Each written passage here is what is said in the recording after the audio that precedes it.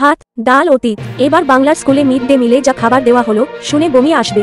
খবরের শিরোনামে বারংবার বিভিন্ন স্কুলের মিড ডে মিল নিয়ে নানা রকম ভয়ঙ্কর ঘটনা উঠে এসেছে। কখনো খাবারে সাপ মিলেছে তো আবার কখনো খাবারে ব্যাঙ টিকটিকিও মিলেছে।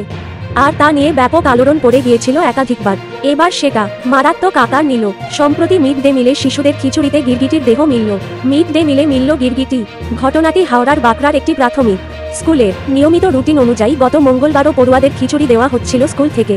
অন্য দিনের মতো এই দিনও আফরিনা খাতুন নামে এক খুদে পড়ুয়া স্কুল থেকে রান্না করা মিড ডে মিলের খিচুড়ি নিয়ে বাড়ি ফেরে।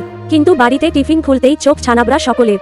সেই খুদে পড়ুয়ার অভিভাবক সাবিনা বেগম জানাচ্ছেন, প্রতিদিনের মতো ওই স্কুলের পড়ুয়া তার শিশু বাড়িতে খিচুড়ি নিয়ে আসে। সেই খিচুড়ি কয়েক চামচ শিশুর মুখে তুলেও দেন তিনি। কিন্তু খাওয়ানোর সময় তার বড় মেয়ে দেখতে পান খিচুড়িতে মৃত গিরগিটির বাচ্চা রয়েছে। যদিও প্রথম দিকে চালের পোকা ভেবে বিষয়টিকে পাত্তা দেননি সাবিনা, কিন্তু পরে ভালো করে পর্যবেক্ষণ করে বোঝা যায় সেটি চালের পোকা নয়, আসলে এটি গিরগিটির বাচ্চা। স্কুলকে ঘিরে অভিভাবকদের চরম বিক্ষোভ। সঙ্গে সঙ্গে ওই খিচুড়ি একটি পাত্রে ঢেলে স্কুলে নিয়ে যান সাবিনা বেগম। খাবারে গিরগিটি ছিল বলে খবর চাউর হতেই অন্যান্য অভিভাবকরা স্কুলে এসে বিক্ষোভ দেখাতে থাকেন।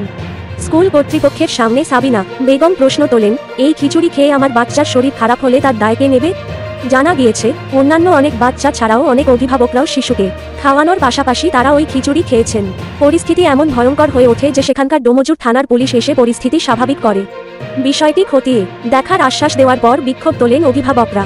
অভিভাবকদের বিক্ষোভের খবর পেয়ে ঘটনাস্থলে আসেন জেলা স্বাস্থ্য দপ্তরের কর্মীরাও।